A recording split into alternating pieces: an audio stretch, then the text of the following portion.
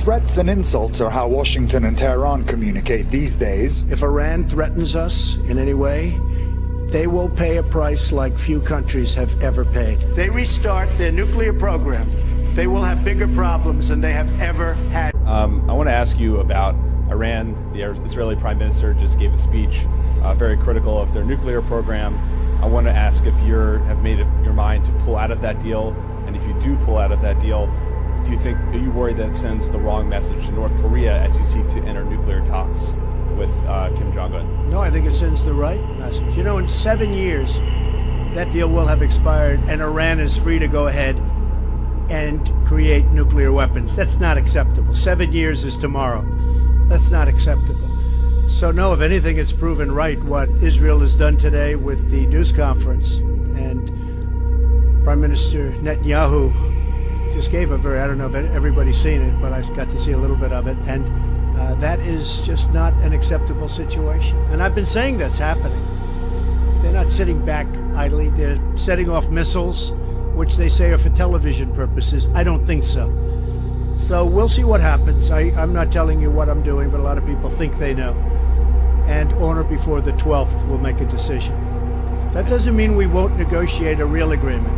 There's absolutely no chance whatsoever that Iran will accept a new deal. If the U.S. pulls out of the agreement, I think that Iran will pull out of the agreement. On the streets of Tehran, many young Iranians are worried about the consequences of the deal being scrapped. We're worried about collapsing the deal because we can't predict the Iranian government behavior about this collapsing. Iranian President Hassan Rouhani firing back, calling Trump a building contractor with no knowledge of foreign affairs, ridiculing the idea of further negotiations. Spurned by the West, Iran is likely to become more confrontational, with implications for regional stability and U.S. allies, Israel and Saudi Arabia. Strong cooperation with close allies like you is critical to our efforts to counter Iran's destabilizing and malign activity throughout the Middle East, and indeed throughout the world. We remain deeply concerned about Iran's dangerous escalation of threats to Israel and the region, and Iran's ambition to dominate the Middle East remains. The United States is with Israel in this fight, and we strongly support Israel's sovereign right to defend itself. Regarding the JCPOA, President Trump's been pretty clear. This deal is very flawed. He's directed the administration to try and fix it, and if we can't fix it, he's going to withdraw from the deal. It's pretty straightforward. Unlike the past administration, President Trump has a comprehensive Iran strategy that is designed to counter the full array of threats emanating from Tehran. Mr. Secretary, stopping.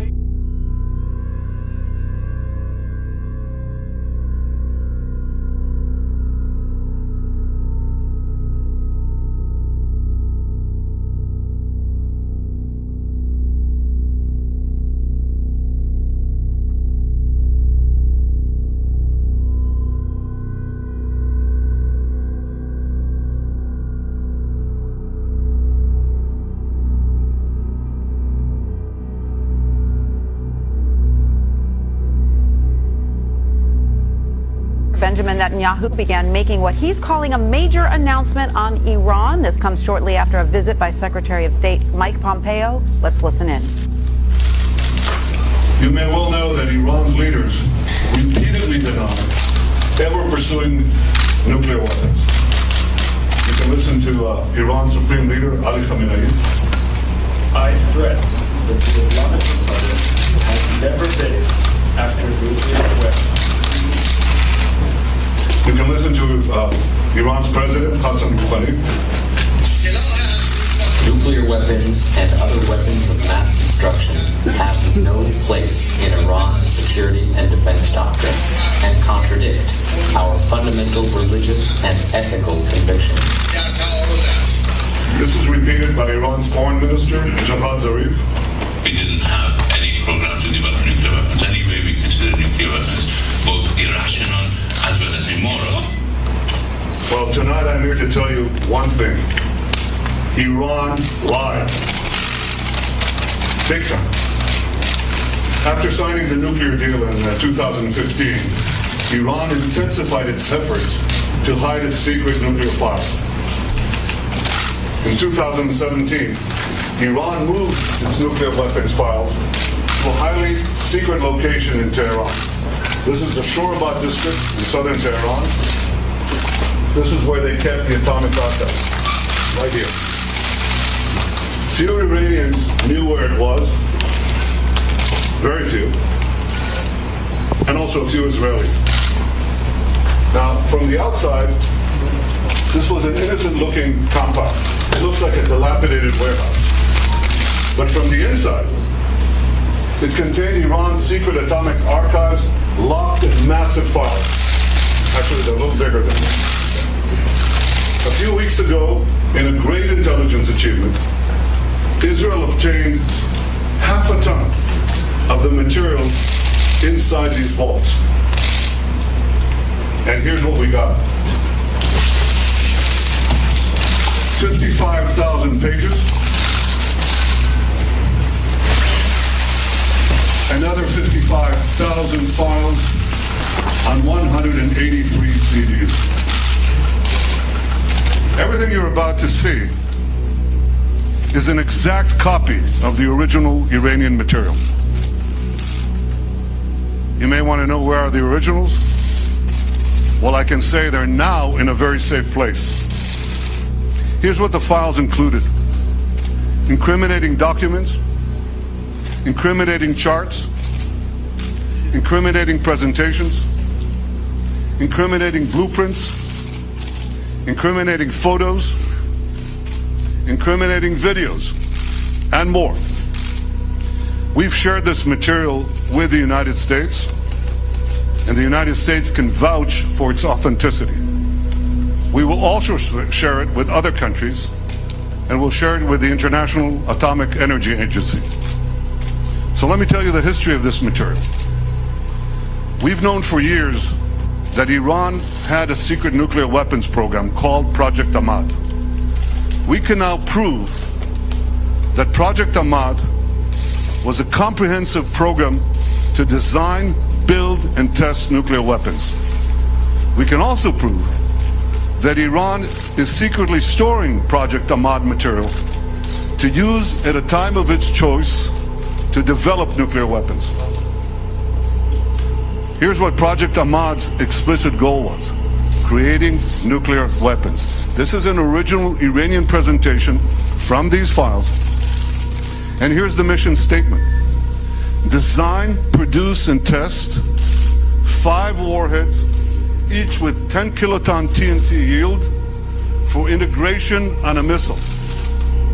You don't have to read Farsi to see 10 kilotons here, TNT. This is the specific goal of Project Ahmad. That's like 5 Hiroshima bombs to be put on ballistic missiles.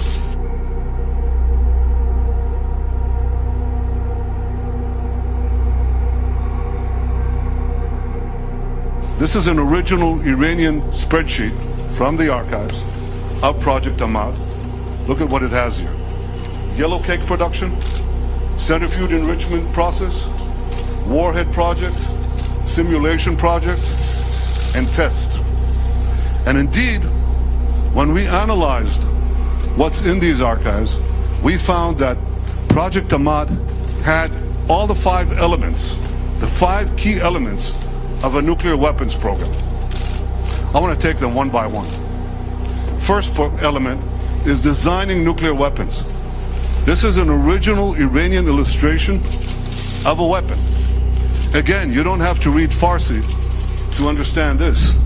This is U-235, that's enriched uranium, right here at the core. That's the only place where you find in the core enriched uranium. And here's an Iranian simulation, original Iranian simulation, putting all these components together. That's the first component. Second component, developing nuclear cores. Here's a photo showing the casting process and a cast metal core from the archives. And here's a secret underground facility the Iranians were building to produce nuclear cores. We have hundreds of documents for each of these components. Third component, building nuclear implosion systems. This is an original Iranian photo of a measuring device for implosions. And here's a simulation of a nuclear implosion. Fourth element, preparing nuclear tests. Here's a map of 5 potential locations for a nuclear test in eastern Iran. 1, 2, 3, 4, 5. We have many, many more such documents. And fifth, integrating nuclear weapons on missiles. Here's a design for a nuclear payload on a Shahab 3 missile from the archive. Here's the warhead. Here's the bomb. And I don't have to remind you, I think, that Iran is continually expanding the range of its ballistic missiles, its nuclear-capable missiles. They started with 1,000 kilometers. They're now up to 2,000, roughly. They can reach Riyadh, Tel Aviv, Moscow, but they're working on far, far greater ranges. They're planning much longer range missiles to carry nuclear weapons. So these files conclusively prove that Iran is brazenly lying when it says it never had a nuclear weapons program.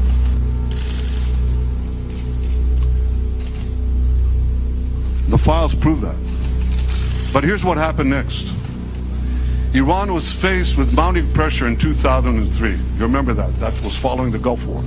So it was forced to shelve Project Ahmad.